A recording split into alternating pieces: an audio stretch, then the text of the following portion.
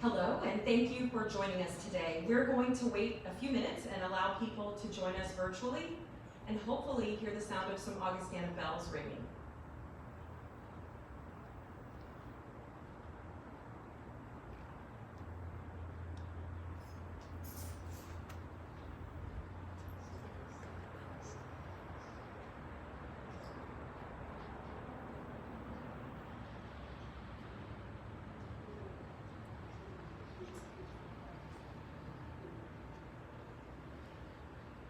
Hello again, and thank you for joining us today. I'm Carrie Rush, and it is my honor to welcome you today for this virtual briefing. It's always nice to deliver greetings from campus, and here we are outside of Founders Hall. It's easy to enjoy a summer day out here in the shade of the arches and the big trees on campus. This briefing today will be shared via YouTube Live, and I assume that's how many of you are joining us right now.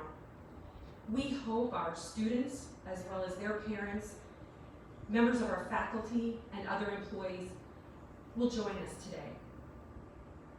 Today, President Balls, as well as Dean of Students Wes Brooks, will provide updates to students based on the things that we have learned over the last several weeks in regard to other campuses opening and starting their classes. We're also sharing some information that we have learned with our students, with Augustana students, who have an interest in keeping this campus COVID ready. So now let me introduce to you President of Augustana College, Steve Balls.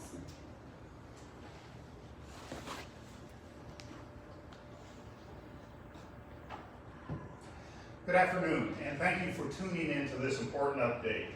Like you, we've been watching the news from other colleges and universities. We've seen many colleges and universities open relatively smoothly, but others that have experienced significant problems. And we've seen some of the colleges that are experiencing significant problems opening and having to suspend classes because of spread of the COVID virus. Yesterday, a student at Augustana College, Quentin Powers, made a very thoughtful observation that I simply can't stop thinking about. He said to me, we've seen many colleges make examples of students who have made poor choices by suspending them. He said, why don't we, instead of making examples of other students, learn from the examples of other colleges and universities to help avoid the unfortunate experience that other colleges have had? He's right. The way that we can open for classes and stay open is to work together. Students, we must work together to ensure the choices that each of us make do not create unintended consequences for someone else. As ethical citizens and students at liberal arts colleges, you understand that you have the responsibility to make choices that keep you safe and respect the safety of others.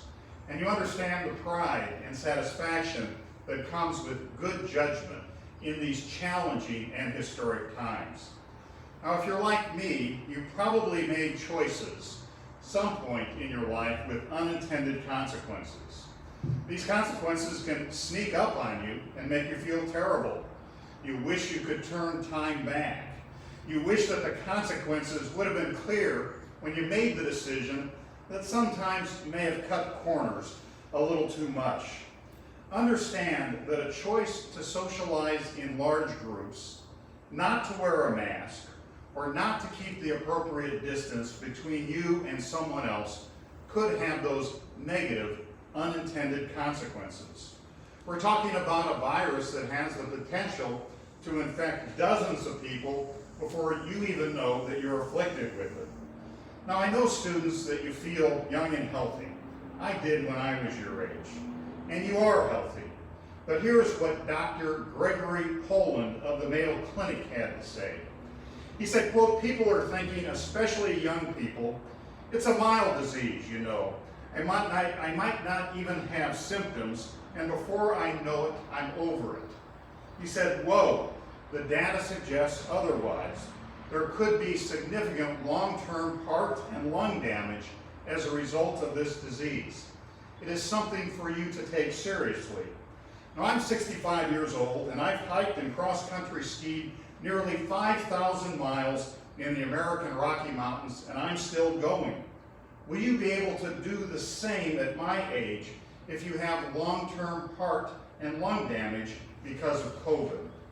In addition to your own health, please consider who else might get sick because of your choices, faculty members and other employees at the college, your parents, your grandparents, your neighbors.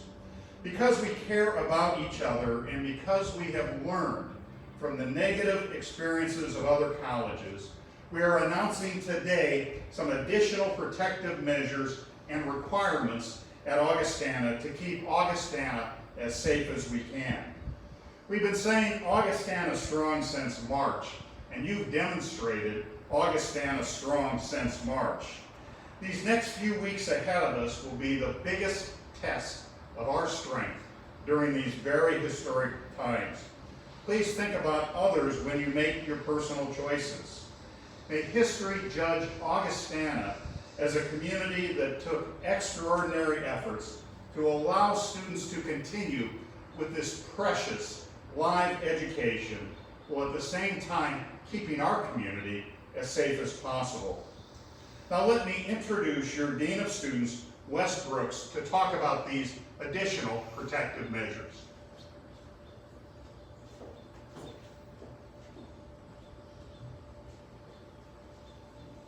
Thank you, President Balls. What President Balls has set up is an opportunity for all of us.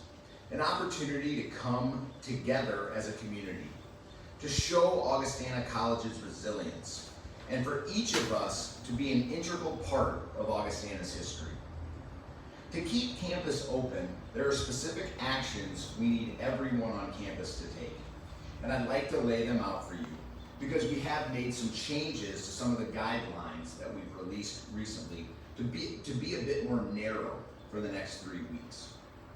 So starting today until September 14th, we ask students to stay on campus after they move into Augustana housing. We expect Augustana students who are residing in on-campus housing to not leave the campus until September 14th, 2020, unless leaving campus is necessary for urgent necessities that cannot be obtained on campus or through delivery to campus.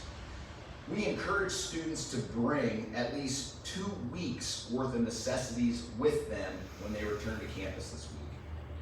While it is discouraged, knowing we want students to stay on campus through September 14th, you will be permitted to travel home or to a relative's home during this period or go to off-campus jobs. But I would ask you students to think about whether or not your off-campus employers are following state-mandated safety protocols. We certainly hope they are. Also, student gatherings that are not sponsored and approved by the college, whether on or off campus, will be limited to 10 people or less, and they will require both physical distancing and masks. This means each student or employee should not attend events with more than 9 other individuals. This includes gathering with friends, fellow students, or even family members. We also encourage these small gatherings to take place outside whenever possible. A 10-person limit helps to suppress the transmission of COVID-19, and our ability to maintain low infection rates on campus will allow us to continue to offer on-campus learning opportunities. And eventually, it will allow us to create greater flexibility on campus. I'm confident that we will have a great student experience and that it awaits all of our students upon your arrival this week through OSL programming, club and organization activities, and other college-sponsored events, plus the opportunity to engage with small groups of friends. Each of our students can have a great experience this fall. We all just need to do so, whether on or off campus, at noon, or late in the evening, by physical distancing and wearing masks and adhering to all the expectations we've set forth through Augustana Strong. So I know some of you are wondering, what's going to happen if we don't follow these rules? There will be a zero tolerance policy with respect to behavior that is deemed to recklessly endanger public health, meaning blatant disregard for masking, or not adhering to physical distancing, having socials with more than 10 people. Those actions will result in disciplinary action being taken by the college. As your Dean of Students, I've been asked by President Balls to enforce these policies and those other expectations outlined in the Augie Ally Pledge that many of you have signed and others will be signing through completion of the student training this week. We hope it is not necessary, but we will use our authority to remove students who are not complying with these guidelines and the Augie Ally Pledge. Additionally, I will be prepared to suspend student organizations if an organization or its members violate the expectations I've just shared here today. Let me conclude by saying that we will not expect anything of you that President Balls and his cabinet will not expect of ourselves. As we conclude today, I will join President Balls and the other vice presidents of the college who are standing behind me in signing the Augie Ally Pledge right here.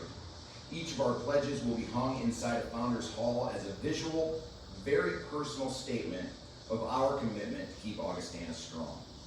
Please join us and each other in keeping Augustana strong. Thanks.